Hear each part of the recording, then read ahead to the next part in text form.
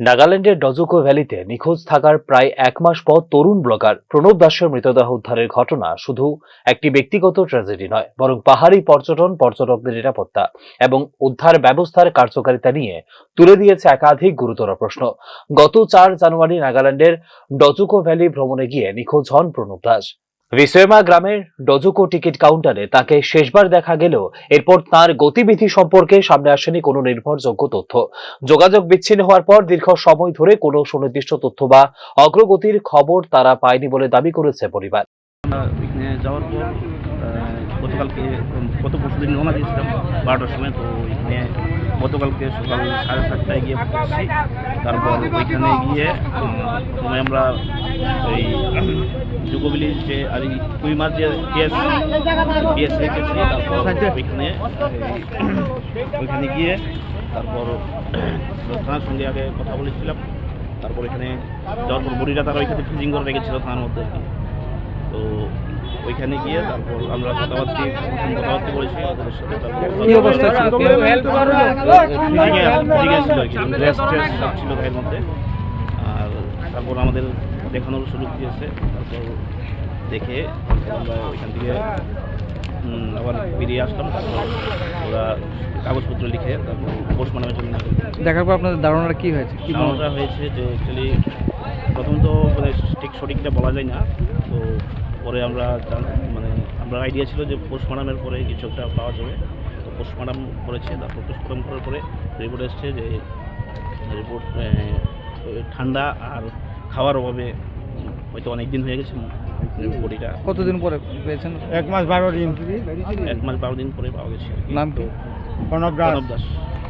13 জানুয়ারি নিখোঁজ ডায়েরি দায়েরের পর শুরু হয় অনুসন্ধান, কিন্তু দুর্গম ভূপ্রকৃতি, তীব্র শীত এবং সীমিত প্রযুক্তিগত সহায়তা বড় বাধা হয়ে দাঁড়ায় উদ্ধার অভিযানে।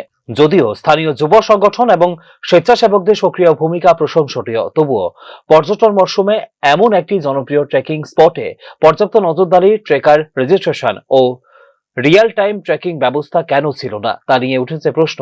এককভাবে ভ্রমণকারী পর্যটকদের ক্ষেত্রে ঝুঁকি আরো বেশি হলেও সে অনুযায়ী কোনো বাধ্যতামূলক সুরক্ষা প্রোটোকল কার্যকর ছিল কিনা তা নিয়েও রয়েছে সংশয়।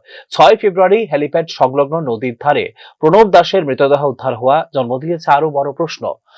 নিখোঁজের এতদিন পর দেহটি ওই এলাকায় পাওয়া গেল কিভাবে? তিনি কি দুর্ঘটনাবশত পথভ্রষ্ট হয়েছিলেন, নাকি এর পেছনে অন্য কোনো কারণ রয়েছে তা নিয়েও প্রশ্ন তার এলাকাবাসীদেরও। তীব্র শীতের কারণে মৃতদেহ পচনের লক্ষণ না থাকলেও মৃত্যুর সময়কাল ও পরিস্থিতি নির্ধারণে অত্যন্ত গুরুত্বপূর্ণ হয়ে উঠেছে ফরেনসিক রিপোর্ট। কি দাবি আছে? তারা তো এমন বড় প্রাইস দিচ্ছে। দাবি কি আছে?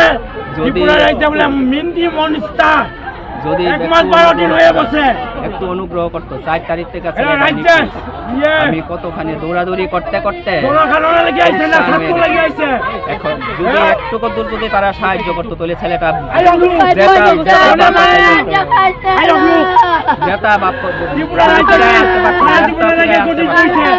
হেলিকপ্টার দিয়ে খুঁজলে আধা ঘন্টা লাগে না, 10টা মিনিট সময় লাগে না। আমি এক মাসে ঘোরাঘুরি করলাম, আমরা গরিব বলে কি আমাদের কোনো দাম নেই?